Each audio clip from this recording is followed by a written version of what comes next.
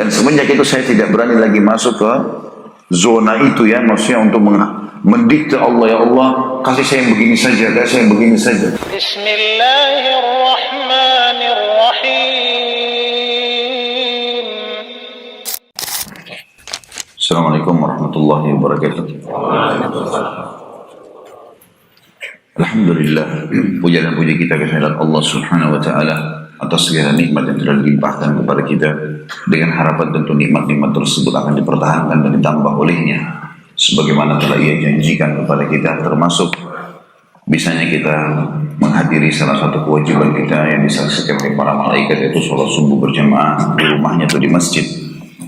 Juga kita panjatkan salawat dan taslim kepada Nabi besar Muhammad sallallahu alaihi wasallam, sebagaimana Allah dan malaikat telah memerintahkan atau telah melakukan, sebagaimana Allah telah memerintahkan kepada kita semua. Ihsan, teman-teman sekalian, kalau secara letterlet, secara etimologi adalah perbuatan yang terbaik, atau bisa bermakna melakukan yang terbaik, atau melakukan sesuatu yang baik kepada orang yang terbaik di mata dia. Tentu secara terminologi, makna ihsan adalah melakukan, menyembah Allah seakan-akan melihatnya, dan kalau kita tidak melihatnya, yakinlah dia sedang melihat kita. Sebagaimana hadis yang masyhur masalah itu. Waktu Jibril AS datang kepada Nabi SAW menanyakan tentang Islam, iman, dan akhirnya ihsan. Yang terakhir kemudian Nabi SAW waktu ditanya tentang ihsan, beliau mengatakan anta'budallaha ka'annaka tarah fa in lam takun tarah fa innahu yarak. Engkau menyembah Allah seakan-akan engkau melihatnya, dan kalau kau tidak melihatnya maka pastilah dia akan melihatmu. Ini dari sisi definisinya. Tapi yang ini kita tidak bertitik beratkan teman-teman sekalian, sebenarnya ihsan itu adalah melakukan sesuatu yang terbaik. Itu ihsan. Makanya makna daripada sabda Nabi SAW, engkau menyembah Allah seakan-akan engkau melihatnya, maknanya adalah engkau menyembah Allah dengan penuh keyakinan Allah sedang melihatmu. Maka lakukanlah yang terbaik. Saya kasih contoh rasional. Kalau seseorang di antara kita misalnya bekerja lagi sendirian, dengan bekerja kalau lagi diawasi atau dilihat oleh pengawas atau pimpinannya di kantor, bagaimana bentuk pekerjaan dia? Bagaimana ketulusan dia dalam mengerjakan perbuatan tersebut? Bagaimana dia menjaga jangan sampai ada sesuatu yang salah, jangan sampai ada sesuatu yang kurang. Nah, itu ihsan kalau dari sisi maknanya. Dalam Islam, teman-teman sekalian, saya beri kronologisnya dulu. Kita selalu diperintahkan oleh Allah yang Maha Pemurah dan sempurna agar melakukan semuanya yang terbaik, dan tidak ada kata-kata dalam Islam itu oh saya cukupkan dengan ini, atau kita merasa puas dengan amal sedikit yang sudah kita kerjakan. Selalu motivasi untuk mencapai kesempurnaan. Makanya ada istilah namanya afdal, atau istilah afdal dalam agama kita. Ada ibadah baik, tapi ada yang lebih baik lagi, afdaliyahnya, dijanjikan keutamaan lebih utama lagi, lebih besar lagi. Berarti memang kita disuruh untuk mencapai tingkat-tingkat kesempurnaan itu. Mungkin ada sebagian orang mengatakan tidak ada manusia yang sempurna. Itu statement ini benar kalau yang dimaksudkan adalah hak kausalitasnya Allah. Kalau kita anggap diri kita sempurna seperti sempurnanya Allah, mustahil itu, gak mungkin. Tapi kalau kesempurnaan kita bawa ke alam kita manusia, ada. Bahkan sangat ditekankan untuk itu. Sempurna dalam menuntut ilmu, sempurna dalam mengejar harta, sempurna dalam mengejar penampilan, boleh semuanya. Dalam Islam tidak ada yang dilarang. Malah kita tahu motivasi-motivasi memang ke situ semuanya ke situ. Islam tidak pernah membatasi misal masalah harta. Cukup kamu setiap muslim cukup untuk mendapatkan apa yang dia bisa makan sehari. Tidak pernah ada motivasi seperti itu. Tapi yang ada adalah motivasi yang sangat besar untuk mengejar harta yang terbanyak. Bahkan kata Nabi SAW, manusia yang terbaik adalah manusia yang dikaruniai oleh Allah ilmu dan harta. Lalu kemudian dia habiskan keduanya di jalannya. Sebagaimana sabda beliau alaihissalam dalam hadis yang sahih, di antaranya riwayat Imam Ahmad hadis ini, manusia ada 4 golongan. Yang pertama yang paling afdal adalah manusia yang dikaruniai oleh Allah SWT ilmu dan harta, lalu dia menghabiskan keduanya di jalannya. Berarti memang mengejar prestasi terbaik di situ adalah ibadah. Begitu pula kita tahu semua ayat yang berhubungan dengan masalah jihad sudah pernah kita jelaskan sebelumnya. Dimulai dengan bi amwalikum wa anfusikum. Harta kalian dan jiwa kalian, harta kalian dan jiwa kalian. Selalu saja motivasinya untuk mencari yang terbaik. Dan orang yang mengeluarkan zakat hartanya adalah orang yang telah memahami bagaimana cara menyempurnakan agamanya. Artinya, dalam Islam, rukun Islam ada 5, kita sudah paham. Syahadat, sholat, zakat, puasa Ramadan, haji. Tapi di antara 3 ini dibagi 3 lagi oleh di antara 5 ini dibagi 3 oleh para ulama. Ada yang wajib, tidak ada toleransi di dalamnya. Seperti misalnya syahadat dan sholat. Bisa kufur kalau tanpa keduanya. Walaupun di dalam bab sholat ada khilaf atau penjelasan ulama tentang masalah meninggalkan sholat jahdan, pembangkangan yang jelas kekufuran, itu jadi takasulan atau malas-malasan. Ini masih hukum ditakzir. Tapi dua-duanya bisa membawa pada kekufuran. Ini wajib, tidak ada toleransi. Yang kedua ada kewajiban, tapi masih bisa diganti di hari yang lain bagi yang punya udzur, puasa Ramadan. Yang ketiga ada kewajiban, tapi bagi yang mampu. Makna bagi yang mampu teman-teman bukan berarti seseorang sembunyi di kalimat itu mengatakan, oh saya belum mampu, saya sekarang mustahik, biarkan aja saya mustahik seterusnya deh, saya belum muzaki. Nggak bisa. Targetnya bagaimana? Pada tahun lalu kita mustahik, penerima zakat, tahun depan saya harus jadi muzaki, saya harus yang mengeluarkan zakatnya. Selalu motivasinya begitu. Kita tahu dalam Islam misalnya motivasi hadis Nabi SAW, kalau di tangan kalian ada bibit tanaman dan kalian tahu besok kiamat, tanamkan. Abdullah bin Umar pernah menanam pohon kurma. Ini pohon kurma seperti kelapa, lama tumbuhnya dan lama nanti baru berbuah. Ditanya, sudah sangat tua, rambutnya sudah putih semua, jenggotnya sudah putih semua, sudah sangat tua di akhir hidup beliau. Ditanya oleh murid-muridnya, beberapa tabi'in yang berkata, wahai Ibnu Umar, untuk apa anda tanam pohon ini? Artinya masih bisa suruh yang lainnya, suruh murid, suruh siapa, untuk apa masih?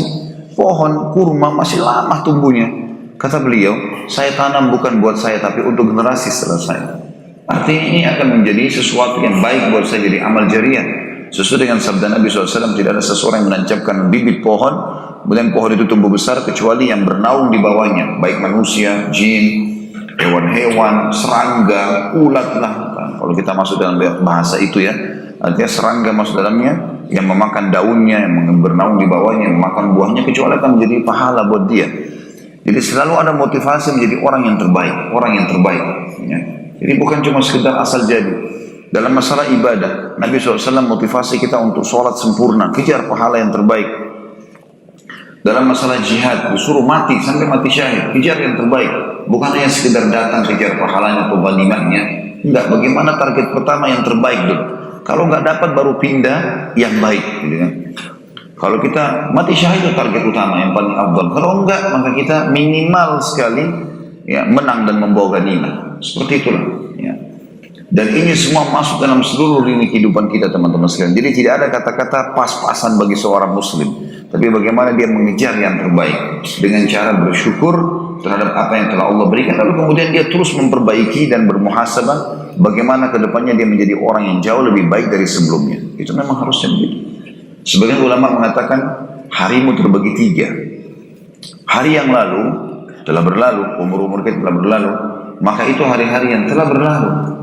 Tidak akan pernah bisa engkau memperbaikinya. Kalau dia baik, perbuatan baik, bersyukurlah. Kalau dia perbuatan buruk, beristighfarlah. Kita nggak bisa misalnya dulu pernah berzina, lalu kemudian kita review, ya, supaya kita kembali pada saat itu kita batalkan zina. Sudah terjadi, nggak mungkin.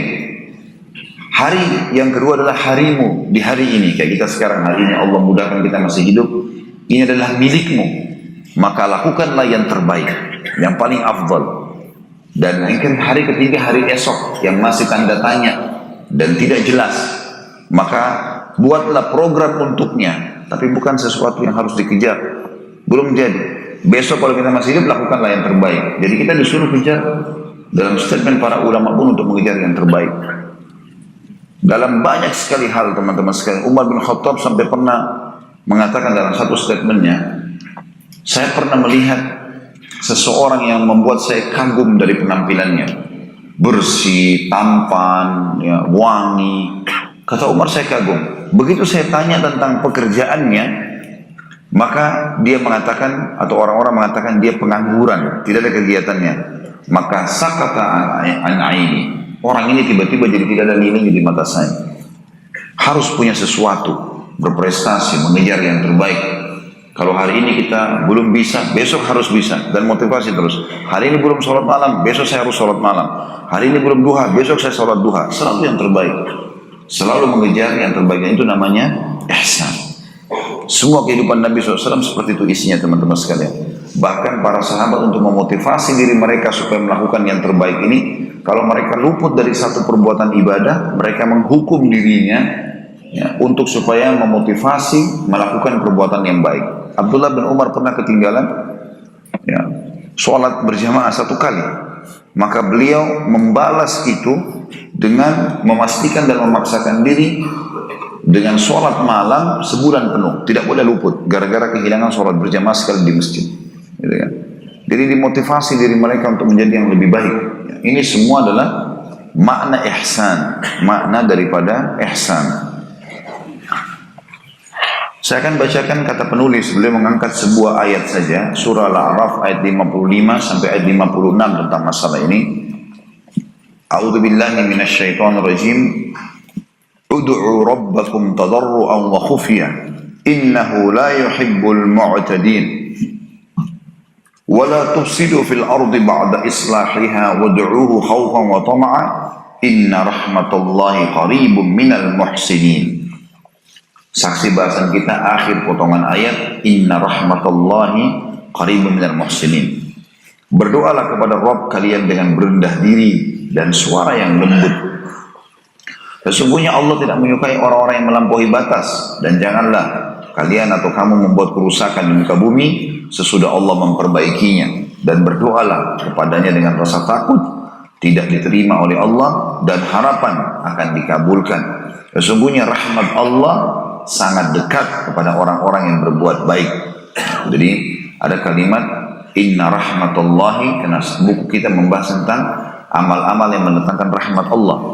Sangat dekat artinya selalu bersama orang-orang yang muhsinin, orang-orang yang melakukan perbuatan yang terbaik. Allamah Sa'di, salah satu ahli tafsir, menyebutkan termasuk dalam doa, makna ayat ini tentunya doa permohonan atau doa al-mas'alah dan doa ibadah atau doa ibadah. Jadi yang maksud dengan doa masalah adalah teman-teman kalau punya hajat khusus kepada Allah SWT, misalnya kita minta disembuhkan penyakit, minta apalah ya, dimudahin pernikahan, dimudahin panjang umur, dimudahin masuk surga, ini namanya doa masalah. Kita minta hajat-hajat kita ya secara khusus, maka lafaz-lafaznya memang kita yang susun biasanya. Ya Allah sembuhkanlah penyakit saya yang ini, ya Allah mudahkanlah saya menikah sama si fulan, dan seterusnya. Ini bahasa kita. Kalau doa ibadah, semua tentu ibadah doa. Tetapi yang dimaksud dengan doa ibadah adalah bagaimana seseorang melakukan rutinitas doa yang dianjurkan, baik itu lafadznya, waktunya, misalnya tempatnya, jumlahnya. Seperti contoh doa keluar rumah, doa masuk rumah, doa masuk kamar mandi, keluar kamar mandi ditentukan. Nah, seperti itulah. Kata As-Sa'di yang dimaksud dengan potongan ayat pertama, ud'u rabbakum tadarruan wa khufyah. Doa di sini adalah bahan komunikasi antara seorang hamba dengan Tuhannya, dibagi dua tadi, dan dua-duanya dianjurkan untuk dilakukan. Allah Subhanahu wa taala memerintahkan agar berdoa kepadanya dengan tadarru'. Ada syarat. Salah satu syarat diterimanya doa adalah tadarru'an dan khufiyah. Kalau tidak salah saya sebutkan dalam judul ceramah kami di YouTube itu, dahsyatnya doa, ada 9 atau 10 ya, syarat diterimanya doa. Selain ikhlas, kemudian tidak tergesa-gesa ya, dalam menyebutkan lafadznya dan menunggu jawabannya, kemudian juga tidak meminta sesuatu yang haram, kemudian juga tidak menggunakan atau tidak mengkonsumsi makanan, minuman dan pakaian yang haram, kemudian juga masuk dalamnya adalah menggunakan tahmid, membukanya dengan nama Allah Bismillah atau Alhamdulillah, dan juga menggandingkan tahmid tersebut dengan salawat kepada Nabi SAW. Kemudian juga masuk di dalamnya adalah berdoa kepada Allah dengan khauf dan tamak. Ini salah satu syarat doa. Khauf artinya kita berharap agar Allah Subhanahu wa taala Atau kita khawatir jangan sampai Allah tidak terima. Kekhawatiran ini biasanya membuat orang lebih khusyuk. Dan tamak dengan rahmat Allah. Ini salah satu syarat doa. Jadi saya pernah jelaskan teman-teman sekalian, lebih afdal dan lebih Allah cintai seseorang yang sedang sehat, minta agar kesehatan itu yang dipertahankan. Seseorang yang sudah kaya, minta kekayaannya dipertahankan atau ditambahkan oleh Allah. Seseorang sudah punya keturunan, minta lebih, ekstra. Yang penting selama itu halal dalam agama, boleh diminta lebih. Itu namanya tamak dengan rahmat Allah. Beda itu pahalanya dengan orang yang kalau sudah sakit baru minta disembuhkan, sudah bangkrut baru minta dibantu, gitu kan. Maka di sini ada namanya istilah tamak. Jadi kita boleh tamak dengan rahmat Allah. Kita nggak boleh tamak dengan hak manusia, tapi kita tamak dengan rahmat Allah itu dianjurkan. Nabi SAW memotivasi kita, kalau kalian minta surga, mintalah Firdaus. Karena dia tempat yang tertinggi di surga. Mungkin antum bertanya, bisa nggak amalku sampai ke sana? Para sahabat sudah bertanya, gitu kan? Apakah ya Rasulullah amal kami bisa sampai ke sana? Cukup nggak dengan untuk amal ini untuk masuk ke Firdaus? Kata Nabi SAW, rahmat Allah jauh lebih luas dari itu. Rahmat Allah jauh lebih luas. Kita masuk surga semua dengan rahmatnya Allah Subhanahu wa ta'ala. Tinggal merengek dan minta kepadanya, dia akan berikan. Kemudian dikatakan makna tadarru' juga di sini disuruh mohonlah, berdoalah kepada Rabbmu dengan berendah diri. Ini juga salah satu syarat yang lain ya. Harus berendah diri. Ya, bukan dengan kesombongan memohon kepada Allah, dan dengan suara lembut. Ini syarat juga. Jadi nggak usah teriak-teriak. Allah SWT tahu apa yang kita ucapkan. Ya.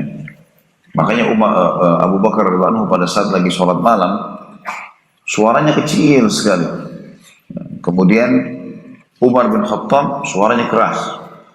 Lalu Nabi SAW lewat, kebetulan di rumah mereka berdua sebelum subuh, selesai sholat malam. Lalu Nabi SAW balik ke masjid. Waktu Abu Bakar sama Umar datang radhiyallahu anhu ke masjid, kata Nabi SAW kepada Abu Bakar, "Hai Abu Bakar, kenapa kau baca dengan suara lembut semalam? Kenapa saya dengar suaramu seperti itu?" Kata dia, "Ya Rasulullah, saya tahu siapa yang saya sedang panggil.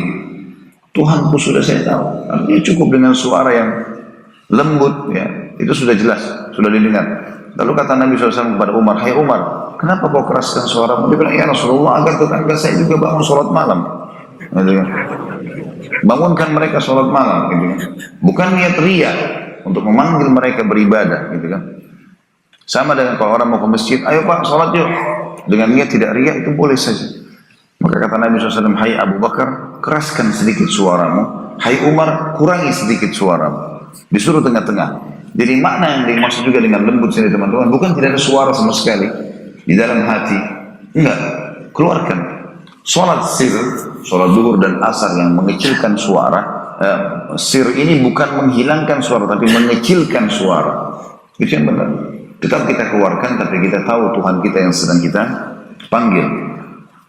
Kemudian dikatakan lanjutannya adalah, dan Allah tidak menyukai orang melampaui batas.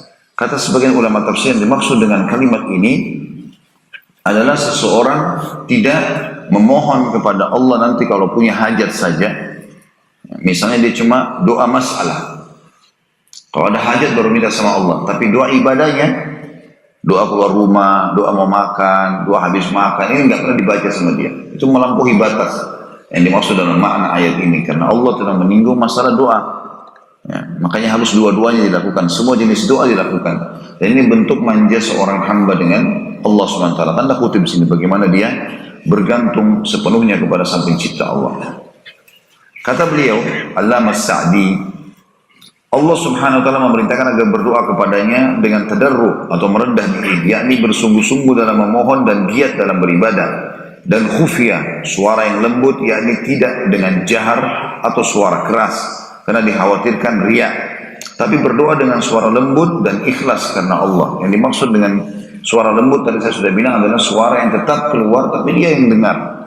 Tapi dia yang dengar, atau mungkin terkadang karena dia harus keluarkan, ya, maka teman di sebelahnya mungkin bisa mendengarkan, mungkin akan mendengarkan itu. Kemudian dikatakan lanjutan ayat, ya, tentu di sini di buku ini tidak dituliskan tentang tafsir ayat ini, tapi saya coba bacakan. Kata Allah, "Wala tufsidu fil ardi ba'da islahiha." Ini ada salah satu poin yang harus digarisbawahi untuk menjadi orang yang muhsin. Selain dia beribadah kepada Allah dengan tadarruan wa khufiyah, nah, dia harus dengan merendah dan suara yang kecil, juga tidak boleh membuat kerusakan di muka bumi setelah Allah memperbaikinya. Kata para ulama tafsir, maksud dengan membuat kerusakan adalah melakukan kemaksiatan atau merusak tatanan yang sudah ada yang Allah telah tata sehingga berbau pelanggaran kepadanya. Tentu ini tidak masuk dalamnya kalau kayak tanah kosong lalu kita bangun bangunan, bukan itu yang dimaksud. Karena ini kita sedang mengurus bumi dan mengatur seperti perintah Allah suruh membangun masjid misalnya. Tapi yang dimaksud di sini teman-teman sekalian adalah orang yang sengaja membuat kerusakan, sengaja membongkar, mencabut atau membakar hutan misalnya, mencabut pohon-pohonnya, merusak tatanan-tatanan yang akhirnya mengganggu maslahat umum. Allah melarang, setelah Allah memperbaikinya tidak boleh sama sekali. Dan ini tentu sudah menjadi ciri orang mukmin. Sebagaimana sabda Nabi SAW, orang mukmin seperti lebah yang kalau dia mampir atau hinggap di sebuah tempat dia tidak akan merusaknya. Ya. Kemudian juga kata Allah SWT, wad'uhu khawfan wa tama'a, dan berdoalah dalam kondisi takut ya, dan juga tamak. Sudah saya jelaskan tadi. Jadi di dalam ayat ini ada 4 syarat doa yang disebutkan tadi. Berdoa kepada Allah tadarruan, tunduk merendah, khufiyah ditambah dengan khufiyah. Khufiyah adalah suara lembut, tidak menghilangkan tapi ada suara.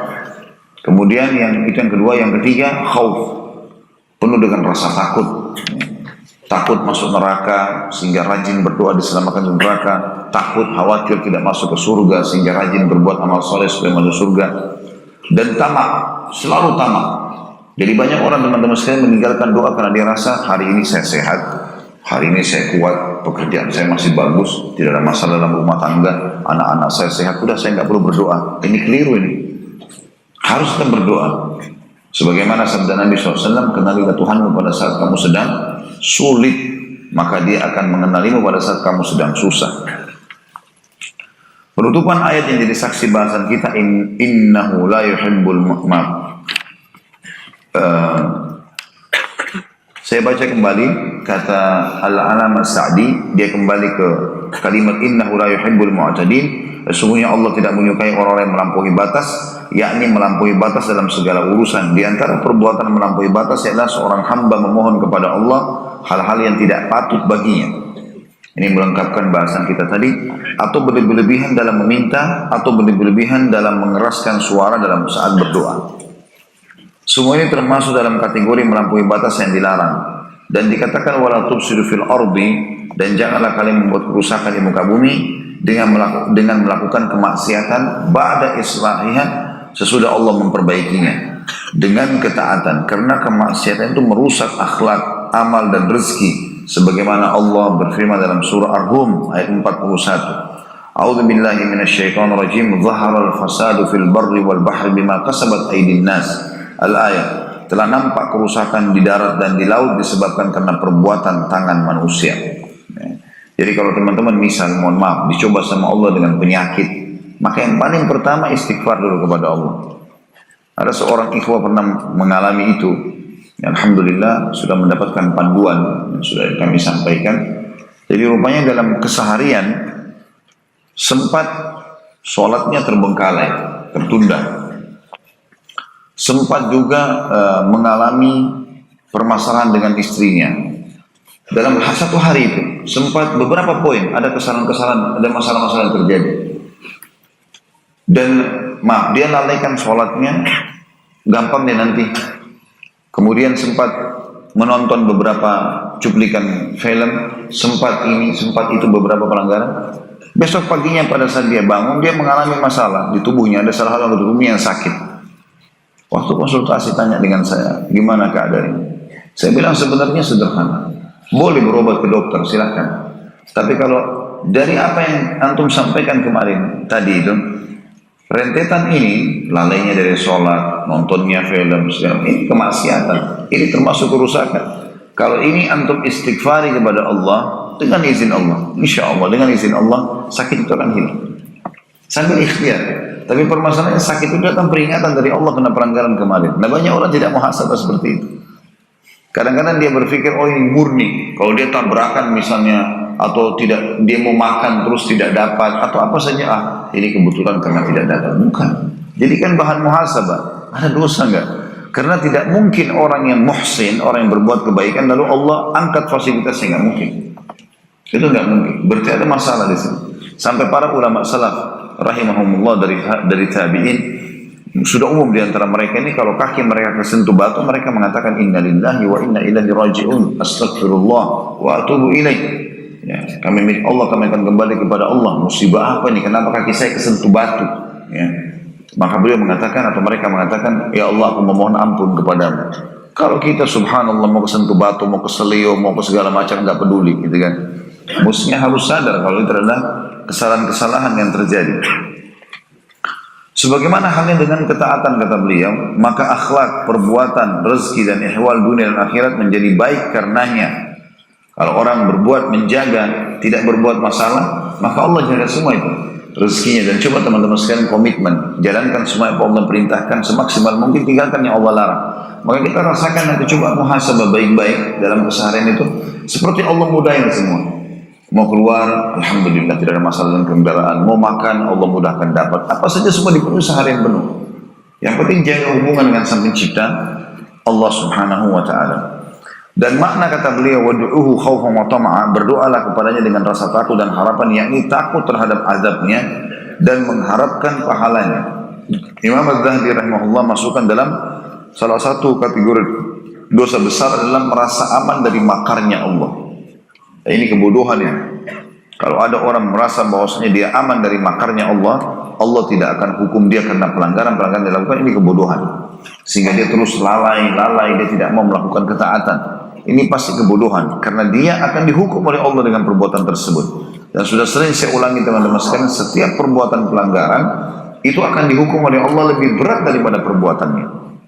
Orang berzina sejam di kamar hotel bisa dicoba sama Allah 10 tahun penyakit, atau 1 tahun penyakit, hanya akibat dari 1 jam perbuatannya. Atau dia berbohong sekali, Allah SWT bisa berikan dia sekian, mungkin cuma bohong berapa detik, tapi ternyata Allah buat dia coba seharian, mungkin dia sumpah 2 hari, 3 hari, seminggu. Allahu a'lam. Kemudian dikatakan, tentu dia takut terhadap azabnya dan mengharapkan pahala, mengharap amalannya diterima dan takut amalannya ditolak. Ini makna daripada mengamalkan. Bukan doa seorang hamba yang mendikte Rabbnya dalam keadaan kagum pada dirinya sendiri dan menempatkan dirinya melebihi kedudukan yang semestinya, atau doa orang yang lalai. Jadi ada orang subhanallah mendikte Allah. Nah, saya tidak tahu bulan lalu saya pernah jelaskan atau tidak, pengalaman Dr. Ziyad, semoga Allah jaga beliau, salah satu ulama yang ada di Jordan sekarang, salah satu dosen guru besar di Universitas Yarmouk di Jordan. Datang ada daurah di Indonesia. Kebetulan masyayikh ini, para ulama ini kalau datang di Indonesia sebelum beliau-beliau mengisi daurah untuk para dai, biasanya disebar di kota-kota yang mau menerima. Saya kebetulan setiap 2 bulan sekali ada tabligh akbar rutin di Makassar, dan masya Allah yang hadir banyak sekali.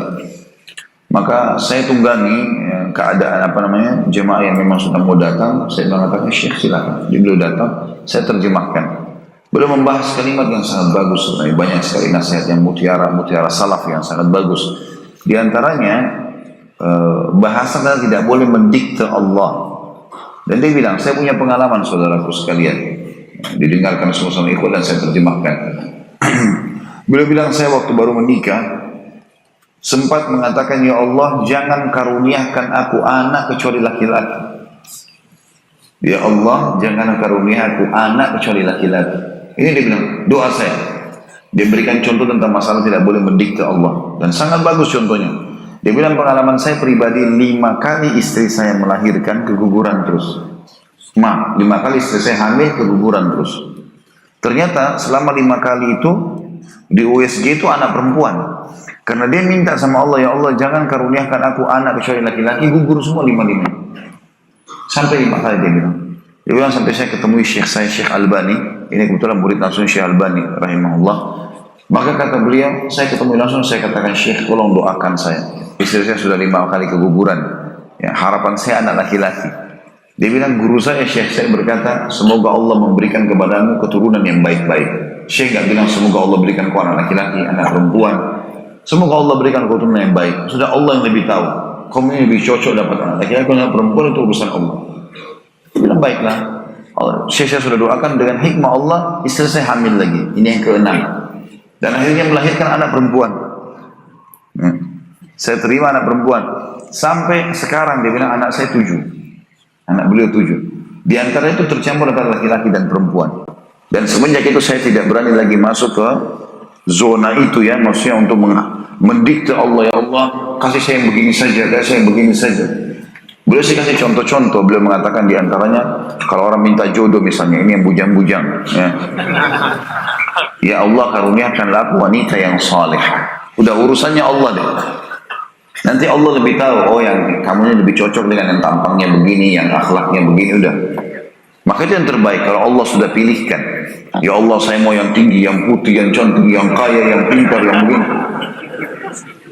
Ternyata di lokasi kita tidak ada orang itu, jadi sudah tertunda terus. Jadilah bujang lapuk akhirnya. Jadi lebih baik minta secara global kepada Allah Subhanahu wa taala, walaupun boleh kita meminta kepada Allah, ya Allah mudahkanlah aku misalnya pindah ke kota ini. Boleh saja.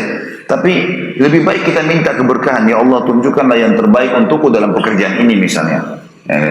Tunjukkan yang terbaik aku dalam pernikahan, tunjukkan aku terbaik dalam pekerjaan, ya, dalam ini, dalam itu. Kita minta kepada Allah secara global. Maka itu jauh lebih baik dalam masalah ini. Karena bahaya kalau sampai mendikte Allah, Allah SWT lebih tahu. Dan Allah pun kasihan sama kita, maka Allah tidak memberikan. Seperti kalau saya Ziyad tadi, dia minta anak laki-laki. Tapi memang takdirnya Allah anak perempuan, 5 kali hamil anak perempuan semua. Keguguran akhirnya, gitu kan? Kuasa Allah Subhanahu wa taala. Beliau mengatakan di sini, penulis buku setelah menjelaskan tadi perkataan Allamah Sa'di rahimahullah tentang tafsir Al-Quran yang sudah kita baca tadi, surah Al-A'raf 55 sampai 56. Beliau mengatakan beberapa poin dari adab-adab doa yang disebutkan oleh Allah SWT ialah berdoa dengan ikhlas karena Allah, berdoa dengan suara lembut, hati dalam keadaan takut dan berharap, bukan lalai, merasa aman dan tidak peduli apakah doanya dikabulkan atau tidak. Ya, artinya ini beberapa syarat yang beliau bilang diambil dari ayat. Tapi saya sudah katakan ada beberapa syarat mutlak dalam masalah diterimanya doa. Kalau teman-teman yang menganggap doanya belum diijabah sama Allah, maka jawabannya tentu dari poin-poinnya ada syaratnya. Yang pertama ikhlas kepada Allah SWT, harus. Dalam Al-Quran Allah berfirman, "A'udzubillahi minasyaitonir rajim, wad'u rabbakum," dalam ayat itu, "Wadu'uhu mukhlishina lahuddin kama bada'akum ta'udun." Berdoalah kalian kepada Tuhan kalian dengan ikhlas, sebagaimana kalian diciptakan pertama kali, kalian juga akan dikembalikan. Kemudian juga syarat doa harus mengucapkan, harus tidak tergesa-gesa. Ya, sebagaimana sabda Nabi SAW, "Yustajabu li ahlikum malam ya'jal." Diterima doa seseorang kalian selama dia tidak tergesa-gesa. Para sahabat berkata, "Kaifa ya'jal ya Rasulullah?" Dalam hadis Bukhari, bagaimana dia tergesa-gesa ya Rasulullah? Kata Nabi SAW, "Yaqulu da'utu wa lam yustajabu li fatarakat du'a." Dia bilang, saya sudah berdoa lalu tidak ada ijabahnya, maka dia tinggalkan doa. Ini dianggap orang yang terburu-buru. Yang ketiga, tidak boleh minta hal yang haram, ya. Karena Nabi SAW bersabda, "Inna Allah tayyibun la yaqbalu illa tayyiba." Allah itu suci, sempurna, tidak terima kecuali yang sempurna. Yang keempat, tidak boleh makanan, minuman, pakaian haram. Hadis yang sudah masyhur yang kata Nabi SAW dalam hadis yang sahih, riwayat ahli sunan, diantaranya hadis ini, bagaimana seseorang diterima doanya, seseorang yang rambutnya acak-acakan, bajunya kotor, tidak pakai alas kaki, dia mengatakan, "Ya Allah berikan," sementara makanan, minuman, pakaiannya haram. Kemudian yang kelima, harus memulai dengan memuji Allah, nama Allah. Ini harus diucapkan. Karena kata Nabi SAW, semua kullu amrin la yubda' bismillah fahuwa akhta. Semua perkara tidak dimulai dengan bismillah maka terputus dari rahmat Allah atau nama Allah. Bisa memuji dengan alhamdulillah misalnya. Yang keenam, membaca salawat kepada Nabi SAW. Ini juga harus.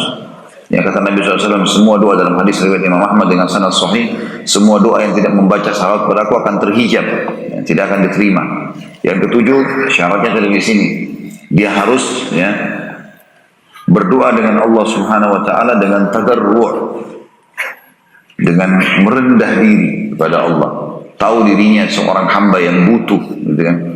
Ya sama mungkin kalau kita meminta sesuatu jabatan atau meminta pekerjaan atau mau melamar anaknya orang lain, tentu saja kita ya harusnya kita merendah, artinya kita merasa diri kita memang butuh. Sebenarnya tidak samakan antara itu dengan Allah SWT, tapi seperti itu kurang lebih gambarnya supaya mudah difahami. Kemudian juga masuk di dalamnya selain tadarru, masuk syarat setelahnya yang ketujuh atau yang kedelapan ya, tentang masalah tadi ya, khufyah, dengan suara yang lembut tetap terdengar. Kemudian juga masuk dalam syaratnya, dalam ayat ini dikatakan adalah yang ke-9, dia harus berdoa kepada Allah SWT khauf, penuh dengan rasa takut, khawatir tidak diterima, khawatir masuk neraka.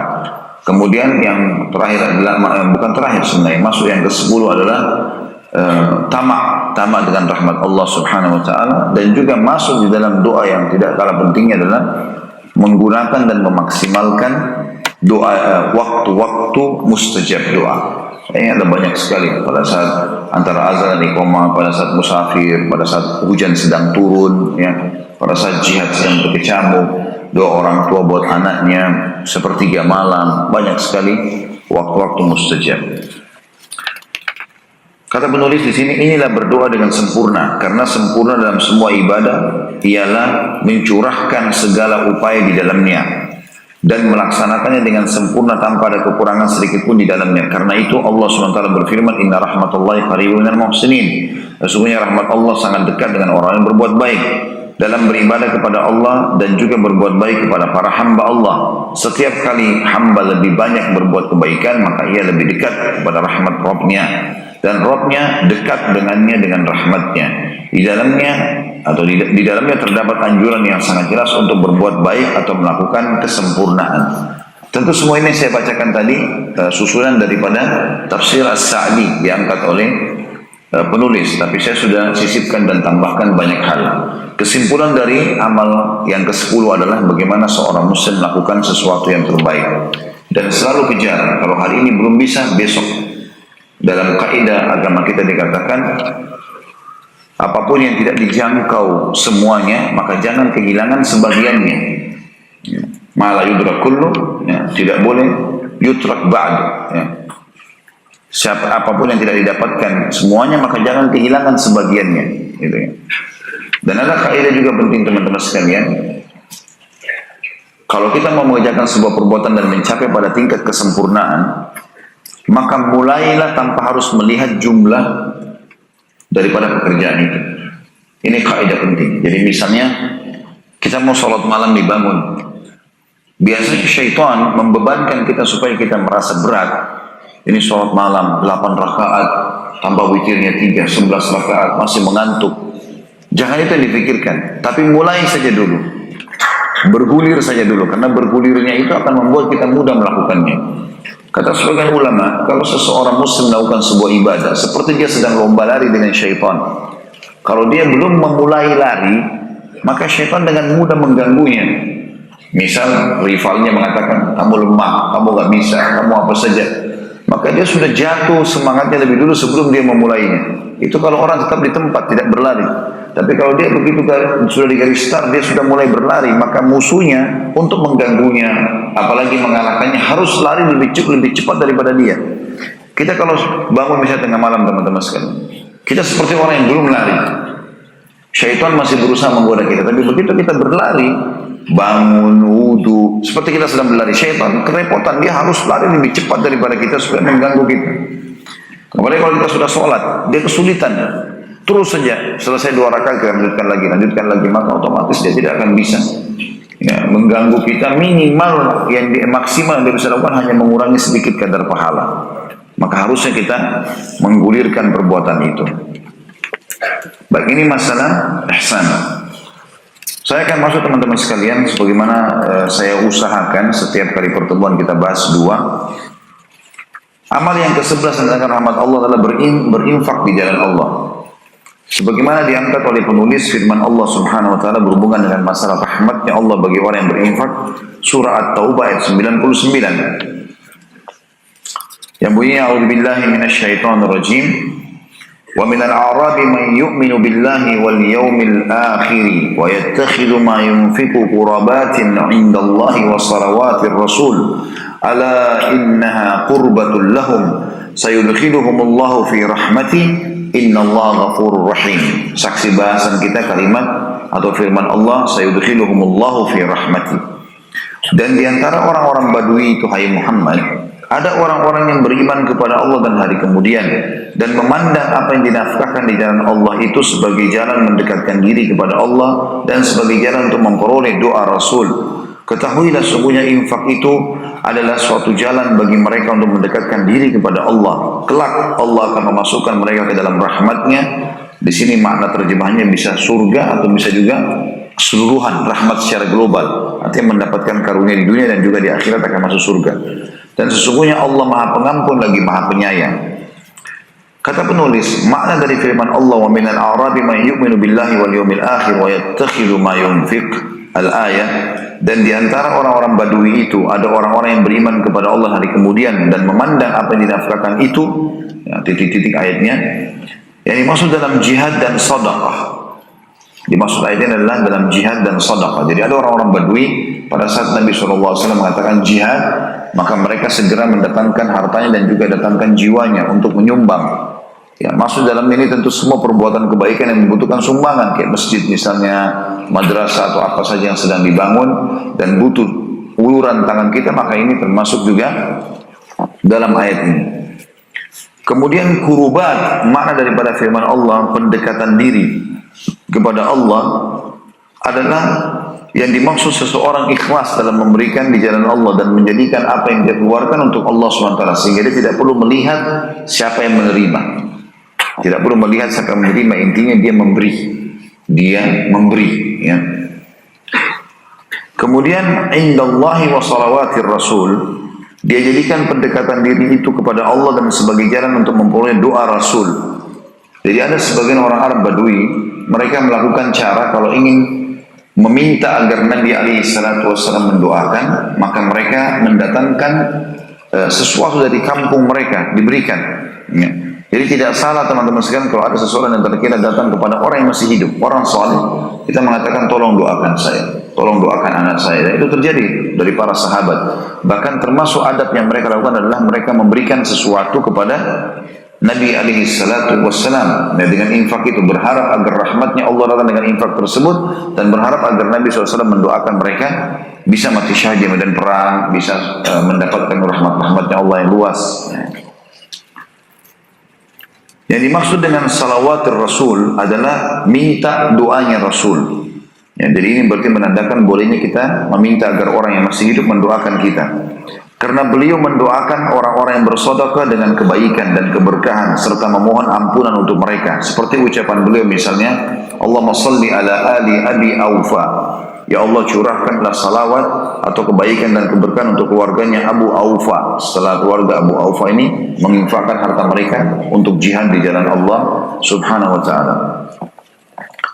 Potongan ayat ala innaha, ketahuilah sesungguhnya, yakni nafkah dan doa Rasul itu qurbatun lahum, adalah suatu jalan bagi mereka untuk mendekatkan diri kepada Allah. Jadi dalam ayat ini dipastikan sedekah yang kita keluarkan atau kita membantu seseorang, baik itu untuk jihad atau yang lainnya, itu termasuk mendekatkan diri kepada Allah SWT. Dan juga termasuk waktu Rasulullah SAW masih hidup, kalau seseorang datang mengatakan doakanlah saya, ini termasuk pendekatan diri kepada Allah Subhanahu wa ta'ala. Dan tentu kalau setelah Rasulullah SAW meninggal, termasuk adalah orang-orang saleh yang bisa kita datangi, dan termasuk juga orang tua kita yang masih hidup tentunya. Yang kita bahas adalah garis bawah kalimat masih hidup, karena orang yang sudah meninggal tidak bisa memberikan manfaat sama sekali, sebagaimana Allah berfirman kepada Nabi-Nya Muhammad SAW dalam salah satu ayatnya, a'udzubillahi minasyaitonirrajim, innaka latusmi'u man fil kubur, kau tidak akan pernah bisa memperdengarkan orang-orang yang ada di kuburan, hai Muhammad.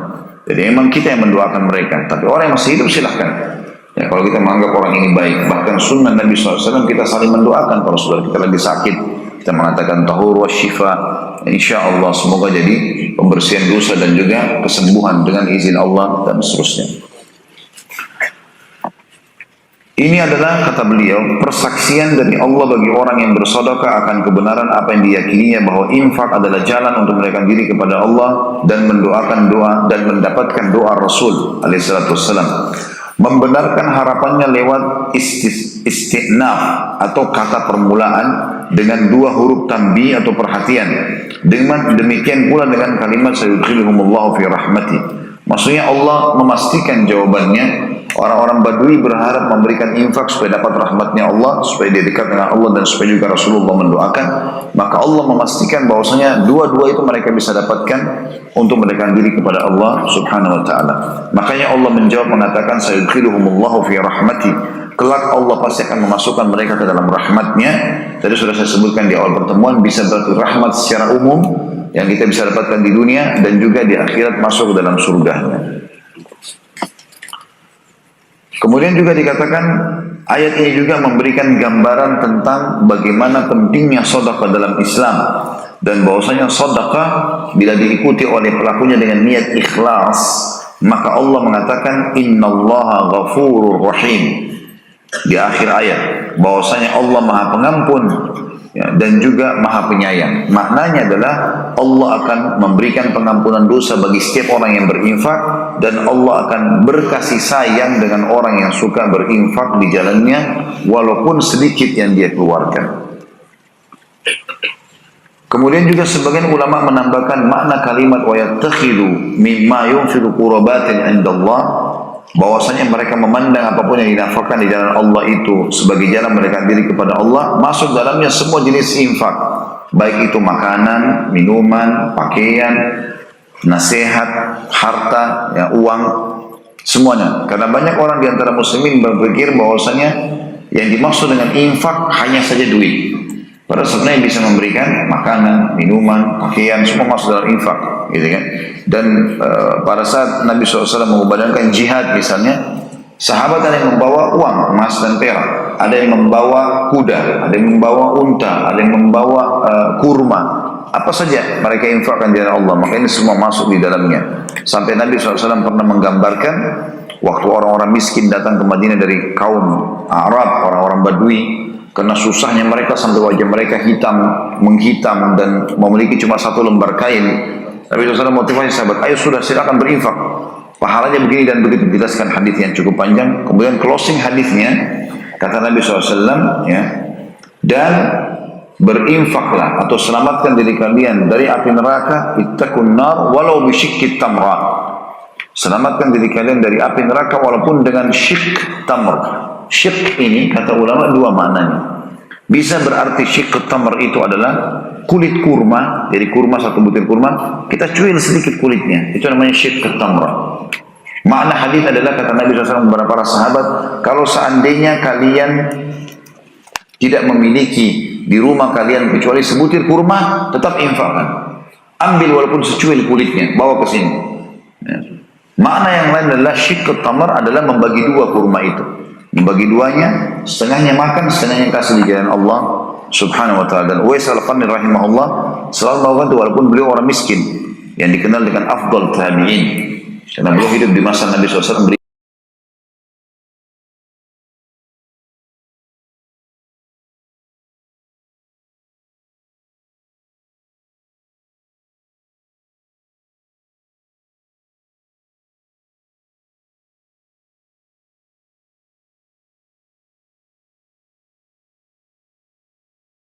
Dua kurma itu, membagi duanya, setengahnya makan, setengahnya kasih di jalan Allah subhanahu wa ta'ala. Dan Uwais al-Qarni rahimahullah selalu melakukan itu walaupun beliau orang miskin, yang dikenal dengan afdal tabi'in, karena beliau hidup di masa Nabi SAW beriman tapi tidak sempat lihat Nabi SAW.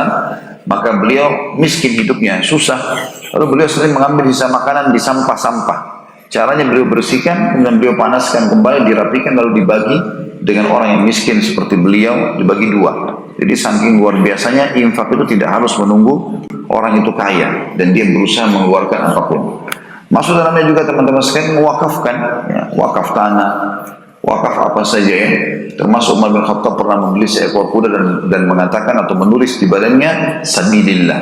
Ini dikeluarkan di jalan Allah subhanahu wa ta'ala. Teman-teman sekalian kita berdoa kepada Allah subhanahu wa ta'ala semoga majelis kita diberkahi olehnya. dan dijadikan sebagai tambahan amal kita pada hari kiamat, dan semoga seluruh amal yang pernah kita kerjakan sampai menjelang ajal nanti diterima dengan kemahan murahannya, dan semoga semua dosa tidak terkecuali yang pernah kita kerjakan sekecil dan sebesar apapun diganti dengan kemahan murahannya menjadi pahala. Dan selalu kita doakan negara kita Indonesia agar menjadi negara yang aman, tentram, damai, seluruh umat Islam di bawah naungan ukhuwah Islamiyah, diangkat perselisihan di antara mereka dan mereka beribadah sesuai dengan Quran dan Sunnah. Dan semoga semua yang fasik diberikan petunjuk kepada ilmu syar'i yang benar sehingga mereka taubat nasuha, dan semua non muslim juga diberikan hidayah kepada Islam. Dan semoga seluruh pemimpin negara ini tidak terkecuali dari pemimpin presiden sampai ke seluruh wilayah di Indonesia diberikan hidayah kepada Allah dan juga kekuatan iman dan ilmu syar'i yang benar sehingga mereka bisa menjalankan amal dan lepas tanggung jawab dari pada hari kiamat. Dan semoga saja seluruh utang Indonesia juga dilunasi oleh Allah Subhanahu wa taala sehingga negara ini bisa menjadi lepas dari utang, riba dan segala macam yang berhubungan dengan maksiat kepadanya. Dan semoga saja saudara kita di Palestina, di Syria, di Yaman, di Irak, di Myanmar, di Ahsa, di mana pun mereka sedang tertindas, semoga Allah ikhlaskan niat mereka, terima para syuhada mereka, muliakan Islam di tangan mereka dan kita semua, dan semoga Allah partisipasi kita bersama mereka di pahala, baik dengan doa, dengan harta juga dengan jiwa kita.